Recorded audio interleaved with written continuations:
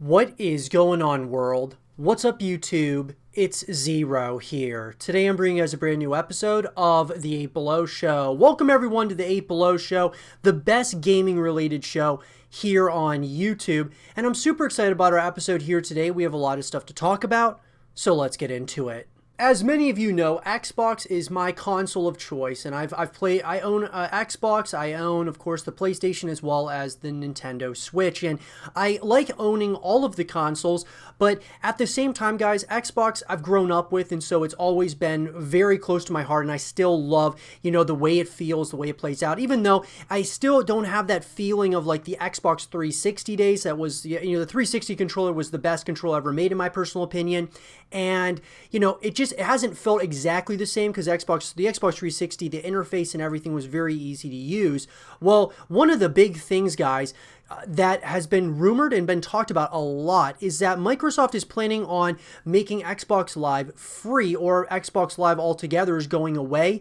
Well, I wanted to go ahead and get some clarification on this and talk about it, guys, what this could mean for the future of Xbox Live, if it does stay or if it goes away and it becomes free, how big that could be for Microsoft. So let's talk about it. In an article written by Tom Warren of The Verge, Microsoft isn't renaming Xbox Live and has no plans to discontinue Xbox Live Gold.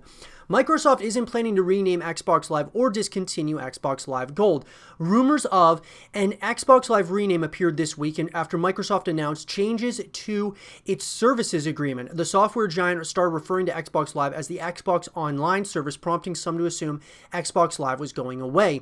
The update to Xbox Online service in the Microsoft Services Agreement refers to the underlying Xbox service that includes features like cross saves and friend requests, says a Microsoft spokesperson in a statement to The Verge.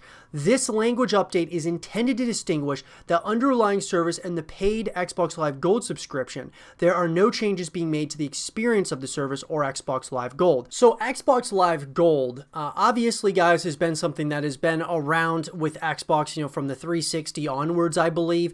And I gotta say, look, that I am one that I've always stated that the Xbox Live experience, in my personal opinion, was better than the PlayStation Network or the PlayStation Online, service that PlayStation had. Even though PlayStation on PlayStation 3, it was free at the time, and then I believe, over time it changed, and now it's a service that they charge for as well.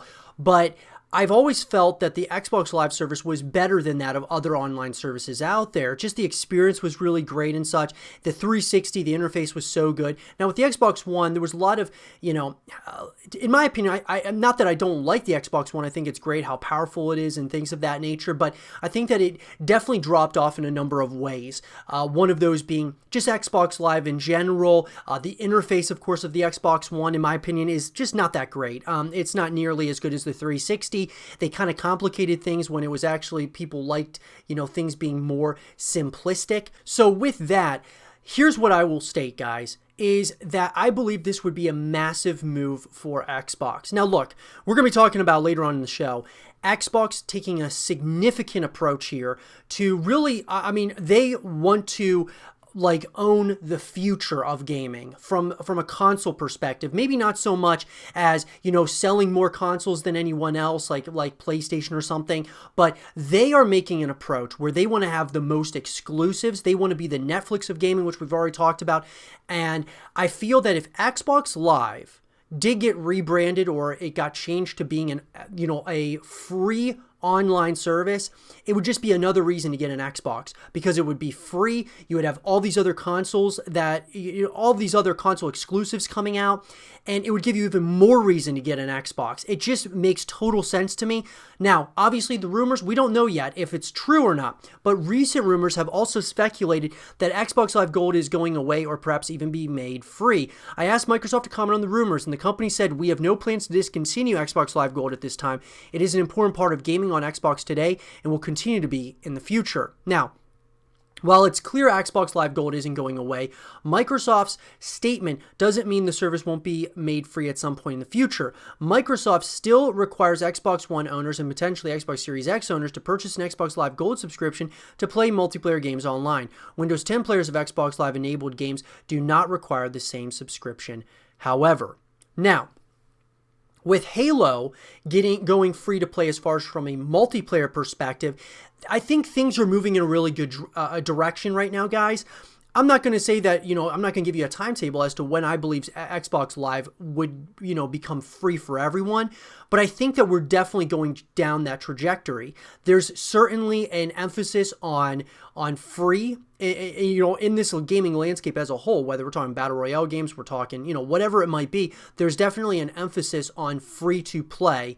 But then on top of that, now with Xbox taking the significant approach of a Netflix of gaming, I think it would be smart for them to make it free, make Xbox Live free, have Xbox Game Pass, which is your subscription service, which is getting, a lot of people signing up for that. If you had those couple of things, you would have a really good chance at starting to not necessarily own the next generation of consoles, but really own it over time, taking the long-term approach, which we'll talk about here later, like I said. And so I think this would be very good, guys. I think it would be all the way around. It would be very smart for Microsoft to make Xbox Live free for everyone, because then it would actually be competing once again with PlayStation, the PlayStation Network that is not free. It would almost force PlayStation to make a move where they would make their network and service free as well, which all around, guys, it would be good for everybody. So fingers crossed they decide to do it at some point. We're definitely going down that road, it feels like right now,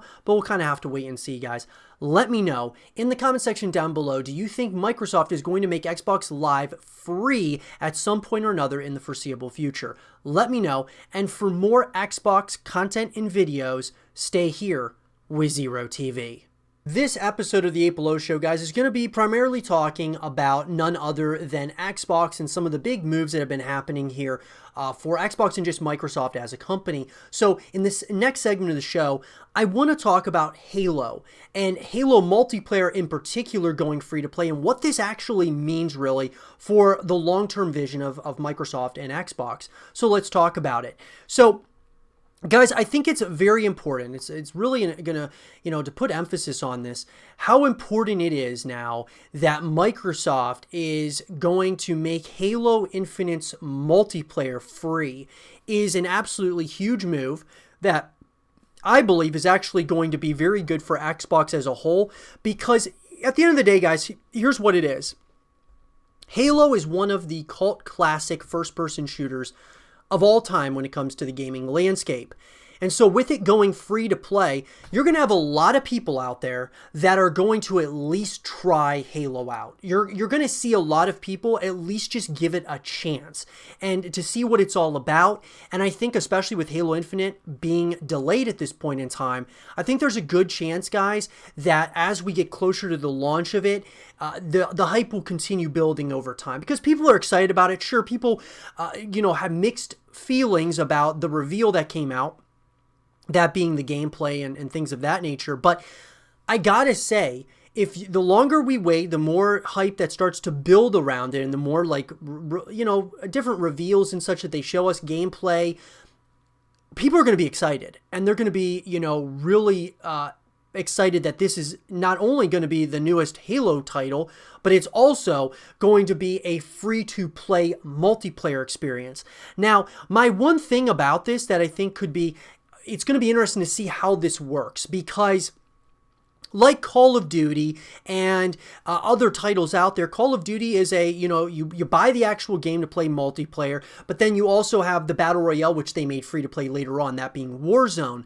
And so this is different though. At launch, you're going to have, this game is going to be free from a multiplayer perspective, but the game itself, or the remainder of the game, you're still going to have to pay for, which is the campaign and probably co-op modes and things of that nature. So it's going to be the first time at launch we're going to see a big AAA title like this have, a separation from free and what you have to pay for. Now, if you have Xbox Game Pass, obviously you'll just be able to download Halo Infinite and be able to play the whole thing. But what I'm getting at is I'm wondering if this is going to affect the sales significantly of Halo Infinite from a campaign and co-op perspective.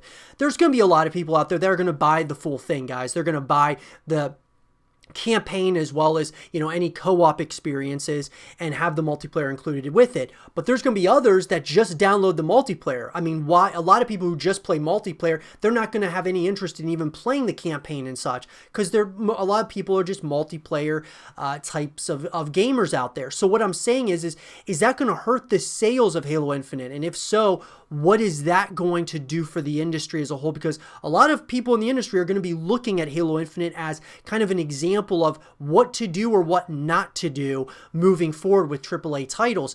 I think it's going to do really well for Halo Infinite, because I believe that since the multiplayer is going to be free to play, we're talking, it pretty much justifies there being microtransactions and things of that nature. And obviously, guys, we don't want loot boxes. We don't want the microtransactions to be deceptive to the consumers. We don't want it to be like this pay-to-win type of tactics or schemes within it. We want there to be earnable items more so than payable items. And if there are, you know, obviously going to be payable items in this multiplayer, I think it's really important that you have earnable items that are actually like cooler than those of the payable items, so that you get people to want to come back and earn those items as you go along.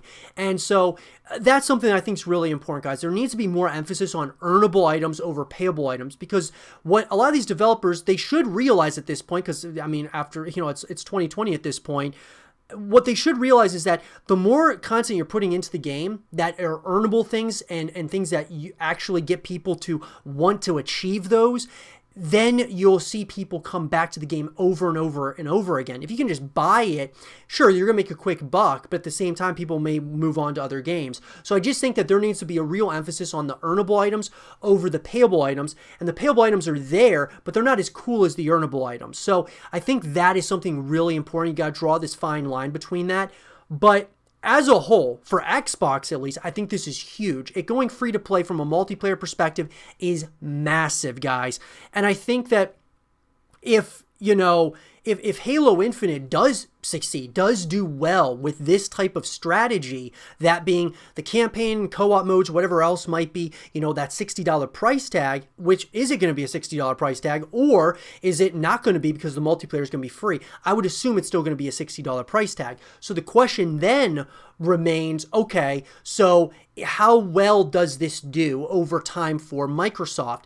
Does it justify them doing it for Gear 6 when the new Gears of War game comes out, which is their other juggernaut in the free, as far as their other juggernaut IP? Are they going to do it for other titles that come out, whether it be State of Decay, you know, 3 or Fable? If they have multiplayer modes, will they change their strategy moving forward? It's going to be a big question, guys, and I think a lot rides on Halo Infinite doing well with this type of tactic or strategy where you have the multiplayer free, and then, of course, campaign and such is still something you have to pay for. So we'll have to wait and see. It'd be very interesting to see how this whole thing is going to shake out. I think it's going to actually do really well for Microsoft, and it's showing that Microsoft is willing to take a chance on one of their biggest IPs that they own. So that's a big deal, guys, and I'm very excited about it. Let me know in the comment section down below. Do you think this is going to be a hit or miss for Microsoft? I mean, fingers crossed, guys. I mean, they need to have their exclusives really get knocked out of the park. And now, obviously, our next segment in the show is going to be talking about the next company that they bought. And that is something that's going to be really important for them as far as owning the most exclusives and being able to create like very top-notch quality content. It'll be a very interesting ordeal. But let me know, with Halo Infinite, what do you guys think? Is this going to be a hit or miss? Do you think this is going to do really well for Microsoft, or could it really meet the demise of this type of strategy? Let me know in the comment section down below. And for more Halo Infinite content and videos, stay here with Zero TV. Xbox is taking the long-term approach, guys, which I think is very smart, and they are not going all in on the Xbox Series X and the Xbox Series S. As far as what I'm looking at, guys, I'm looking at a company that is looking the long-term route. And one of the biggest things and stories that's happened in 2020 for Microsoft at this point, outside of the consoles being announced, is none other than Xbox partnering or buying ZeniMax Media, which is a massive deal. This is coming to us, guys, from Nibel. He tweeted out saying some details from the Microsoft PR.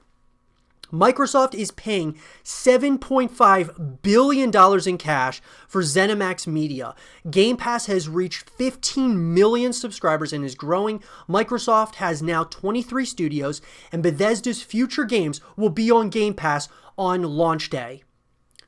Once again, as I've stated before, guys, Xbox is taking the long-term approach, but Xbox is, without a doubt, or Microsoft as a whole, is going to take this significant approach to be the Netflix of gaming.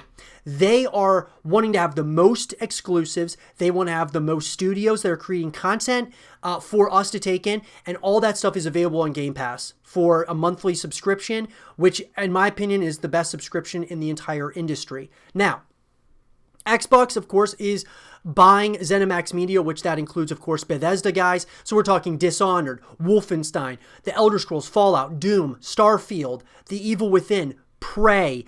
These are all titles, guys, that are massive. And I mean, think about it like this. Microsoft is paying $7.5 billion in cash for it. So Microsoft just has this laying around on the sidelines, ready to make another, big purchase, and they absolutely did that. And look, now that Microsoft has these titles, I'm feeling pretty good about it. Now, in an article, guys, of course, that was provided to us from the Microsoft Corporation, more than 3 billion people on the planet play games for fun, escape, and human connection. Unlike any other medium, games empower people to engage in creativity, strategic thinking, and teamwork, immersing them into interactive stories in worlds created by some of the world's most amazing creators. The cultural phenomenon of gaming has made it the largest and fastest growing form of entertainment in the world, an industry that is expected to be more than $200 billion in annual revenue in 2021.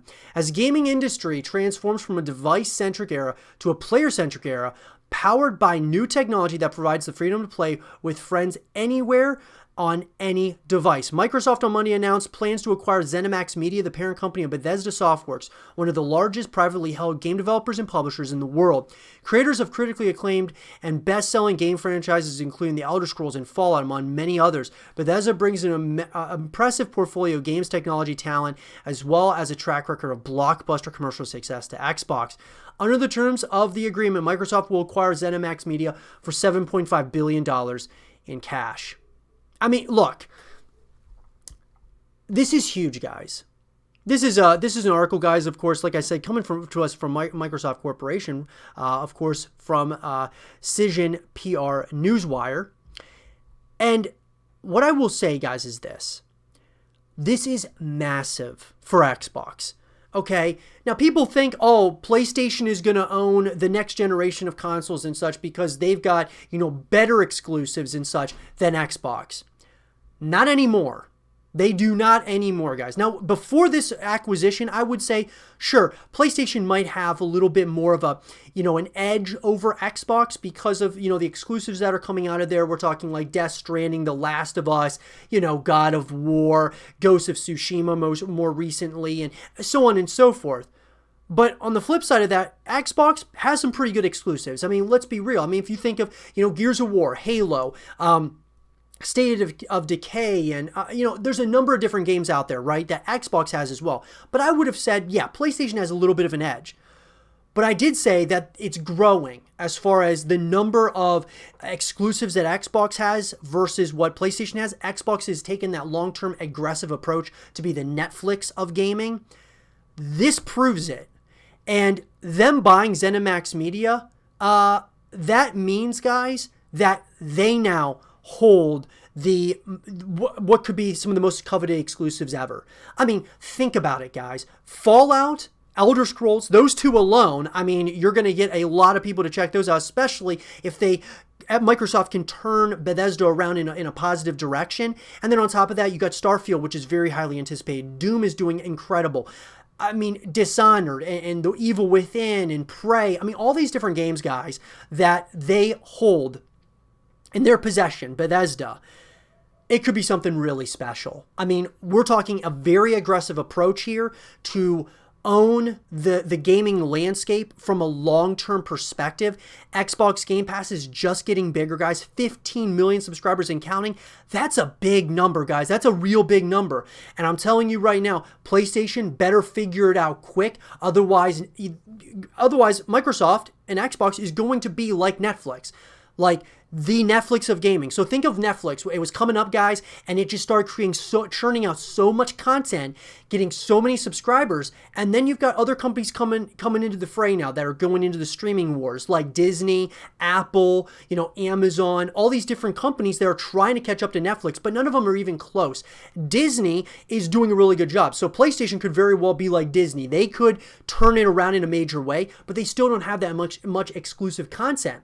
And let alone PlayStation doesn't have a streaming service like Games Pass right now. So Xbox is raising the bar, but they're going a long-term route. They're looking at, Game Pass subscribers over, console purchases, in my personal opinion. And I still think that the Xbox Series X and the S are both going to sell really well. So this is a huge acquisition. It's absolutely huge. I mean, guys, I would say that this is one of the biggest. I mean, you could say that if they were to, Microsoft, if they would have bought Take-Two Interactive, which obviously owns, Rockstar and all the Take-Two games and such, that would have been huge. If they would have bought EA or something, and they would have bought, or some of those companies that EA holds, that would have been big. Or if they bought like Blizzard from Activision or something, that could be huge. But this is kind of like that. I mean, this is a huge portfolio of games and very well-renowned games. And Microsoft, who's got a pretty good reputation, is just climbing at this point in time, guys. It's going to be big, guys. It's going to be big. I'm excited about it. Let me know, what do you guys think about Microsoft purchasing ZeniMax Media and all the Bethesda titles? Let me know in the comment section down below. And for more Xbox content and videos, stay here with Zero TV. And with that being said, everyone, I hope you guys did enjoy this episode of The 8 Below Show. And if you guys did, leave a thumbs up, subscribe if you're new, stay positive, and as always, I'll talk to you guys all in the next one. Peace.